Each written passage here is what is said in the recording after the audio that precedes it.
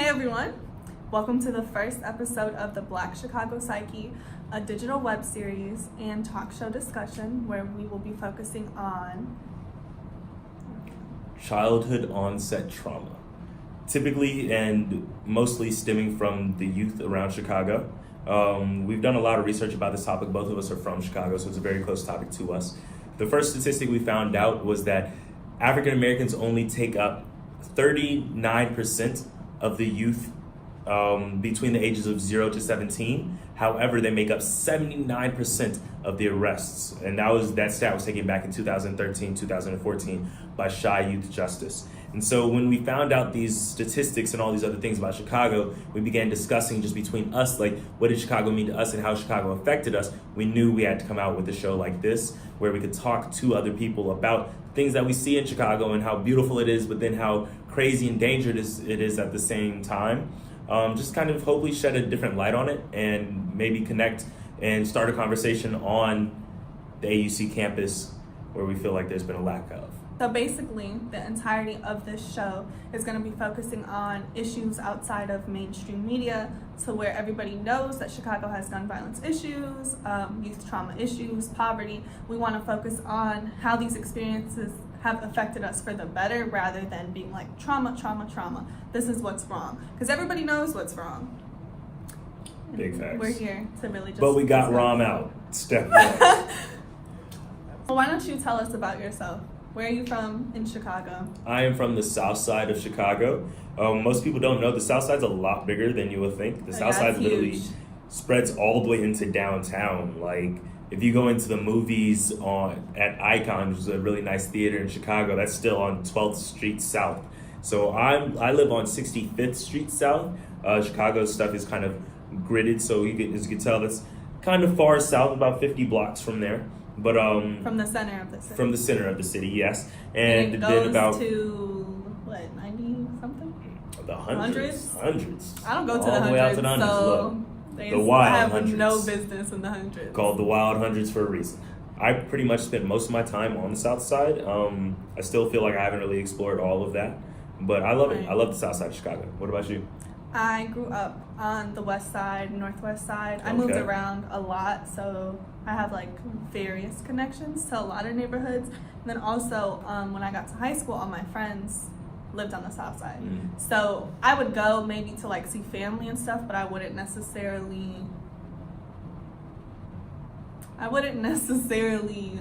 explore the south side at all until I got to high school. And then within that was when I started taking public transportation, and I was able to understand how far out the south side went. Like, I always knew it was a drive. I was like, okay, I'm gonna go visit my cousin so-and-so. We'd be in the car for like 40 minutes. I'm like, oh, it's not that far. It's far. But nonetheless, I think every area of the city offers a lot of really good culture and different dynamics. Chicago's such a diverse city.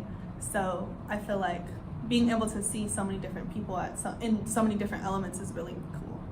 So building off of the public transportation that you spoke about, how do you feel that public transportation has created, what do you think the public transportation specifically in Chicago, that other places like Atlanta or other cities people may not, where the public transportation isn't as great? Do you think that has affected who you are, and if any? Yeah, okay. I think so, because I meet a lot of people who don't have independence to like travel, or I meet a lot of people who just got cars when they were 16. So it's like, as soon as you really could be like, oh, I'm gonna be out tonight, mom, bye. You had a car, so you were safe, so to speak. In Chicago, people kind of don't necessarily always have money for cars. I think there's a good, like, not amount of poverty, but definitely like lower middle class, like that represents the most of the population. So it's a lot of like 2-parent households, but maybe like 3, 4, 5 kids. Every kid can't get a car at 15, 16, and we don't live in a place where we need to get a car, to where your parents aren't like raising you and they're like, oh, yep, we have to save this, because if not, she won't get from point A to point B. So where in the South, it's like you definitely need a car to do anything. Chicago's a huge commuter city, and like I have had so many wild experiences on the train or just on the bus, like public transportation in general, because it will take you anywhere. So I could go from like the tip of the north side to like 95th, and that whole train ride is an experience in itself, and it really shapes you to like deal with various things, good and bad, you know. Can you tell me a little bit about that experience, just riding, because you were from the north side and you used to ride all the way to the south side? Can you tell me a little bit about what it would look like on those trains, or what those trains themselves would look like when you're traveling from the north side to the south side? Right. So basically, in high school, I moved from the west side to, what is this neighborhood called? Forget the neighborhood. Belmont Cragen. That's the neighborhood. Belmont Cragen. So mind you, like at Belmont Cragen, it's at the tip of the north side, so it's pretty close to the suburbs and like the airport, whatever. There's not trains over there. Like there's not a train like that I could walk to. Where when I lived on the west side, I was a block away from a train stop at all times. So I had to take a bus to the train. So I could take a bus for like 20-ish minutes, maybe like 20-ish minutes. To get to a blue line, to transfer to a red line, or I could stay, which in the, context, the red line goes north and south. So I could do that, or I could stay on this Belmont bus and take it all the way to the far north side, like towards the center of the city, get on the red line, and then take that red line stop all the way down to 95th. So that's what I had to do in high school. If I really wanted to go see my friends on the south side, that's what you have to do, because nobody was going to pay for an Uber if the bus cost like $1 for us in high school. So it's like you definitely see, for one, income. You definitely see a difference in income. You definitely see a difference in race. You know, there's certain stops, like for me personally, though, like my racial background is very like complex and like my physical appearance is ambiguous. Like I would get past like 45th Street, so I would go from Belmont and then it would go to like, it would start getting to the numbers. So it goes away from street names and it's like 25th, whatever. So you get to like the 40s, 50s, and that's our Chinatown. If you don't get off at Chinatown, it's after that, it's nothing but black communities. So therefore, I felt personally, like, because I'm not black passing enough, people would look at me kind of like weird, or like, like, does she know where she's going? Or like just kind of tough. Like they would try to punk me, and literally few experiences, but that wouldn't happen because I knew where I was going. So that's something you also got to see. Definitely, like as you get further out south, you see the difference in the quality of the train stops. They're dirtier.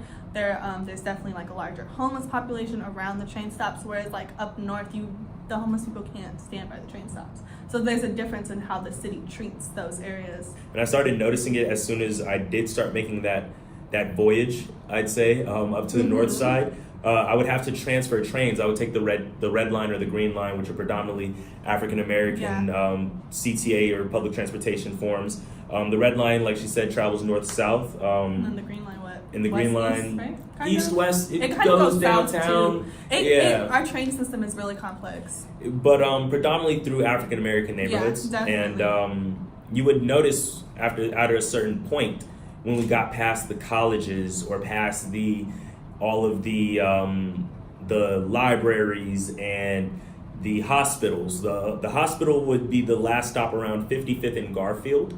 And I noticed if at that point, that would be literally where almost all the Asians and Caucasians would get off the train. And at that point, it would be straight African Americans. And that's what happened to me on the red line. Same thing. It was just an interesting thing, because then you would notice, okay, if I caught a train past that, if I caught a train at 55th, the train could be nice. There might be heat on the train. It might be cold if it was hot outside.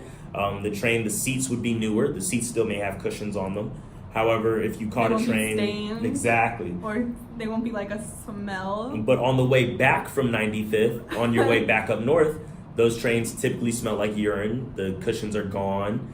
Some of the seats may be broken. The signs are gone. Or the lights may not be working. The trains may say out of order. You don't even know which train you're getting on. So there was a lot of problems with that. And I noticed that when I was going up north and stuff like that. I think some of the craziest things I've experienced on the train, I've actually seen somebody get robbed on the train. I've seen somebody get in a fight on the train. I've definitely seen people get arrested on the train. I've seen people having sex on the train. I've seen people smoke weed on the train. All of the above. And it's just a very unique thing. I feel like seeing that from a young age, lots of people have to use public transportation in high school in Chicago, because around when we were in high school, they cut off the funding for school buses. And so a lot of people started using public transportation when we were in high school. It was just like you went to high school and you had to take the train. Like your high school gives you a train card. Yeah. And most people would say like, oh, what train do you take home or what? Like, yeah. And it's a normal conversation. You guys would ride home, find your little buddy and stuff like that. And it was a very unique experience because I felt like it forced a lot of teenagers into independence, like you said. Have you noticed that certain schools or certain areas, their schools are better just in Chicago? Like, would you say just the north side schools are better than schools on the west side and stuff like that? I would definitely agree. And I also do think, to an extent, the west and the south side of the city are definitely predominantly black or colored communities. But I do think the west side gets a little more privileged than the south side just because it can be ignored because it's so far. And oftentimes I think people in the city blame the south side for like every problem. I see what you're saying. Because they're like, oh, gang violence, oh, gun violence, oh, this, oh, that. Like, it's all happening in the south side, but that's where people don't have resources. They don't have funding. There's food deserts. The schools have no funding. The schools don't have funding, so the kids aren't getting a proper education. There's not enough. The people on the south side, I was doing a project on this too. That's how I know this. But there was some neighborhoods who, like, their households made less than $15,000 a year. So you can't zero trauma centers. You can't buy food. You can't really put your kids on the train, so they have to get free train cards. You can't send them to a school all the way on the north side that's going to be an hour and 40-minute commute to get to school. Then they're late to school. Then they're struggling. Then the teachers don't care about them because they're troubled. And then all these issues build up into what can turn into gang violence. And then you're angry and you're frustrated at the world for every card that you've been dealt. Gun violence. You're taking it out on other people. Then it comes up from the south side. And it's not something that isn't happening on the west side. It's definitely still happening as much, but for whatever reason, the south side, since it's definitely, I don't even want to say, I could say it's definitely predominantly black, and the west side, I think, is predominantly colored. I feel like they really just painted there's a very, like, stark image of what the south side is. I feel like it's something that they created, in a sense, because there's so much beauty on the south side of Chicago. And even people, it is. And I've noticed, I mean, I've actually been there and seen the transition of, okay, so now you're cutting funding from these many schools on the south or west side. You're closing 15 schools this year, you're closing 13 schools next year, and you're forcing these gangs to move into this school and these gangs to move into this school. So now the kids don't want to go to school. And then the kids don't go to school, they're on the streets, they don't have food to eat, so they're robbing, they're stealing. They don't have mentors, their parents are working, if their parents are around. It's so much that built up into it, and because our city has consistently marginalized colored communities from proper resources, that is the result of, that's what led to the outcome of our huge issue with gun violence and gang violence. And the crazy part to me is still at the same time, when schools are closing and all this other stuff is happening, Chicago has millions of dollars to spend on beautification projects for downtown, or adding new different types of flowers to the Maggie Daley Park, or renovating one train stop. What did they do? They renovated one train stop for over $1 million.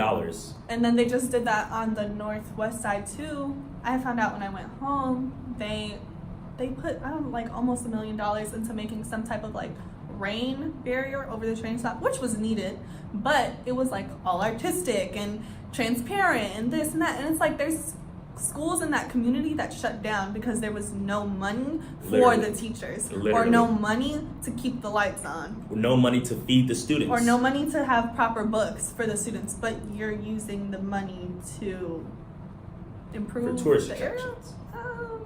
What about the children in the area? And next time on the Black Chicago Psyche, we will be talking about skate culture, black skate culture. Taking a huge dive away from trauma and focusing on art and self-expression and how people avoid trauma, traumatic experiences, and said backgrounds and resolve them through creative expression. Thank you guys for tuning in.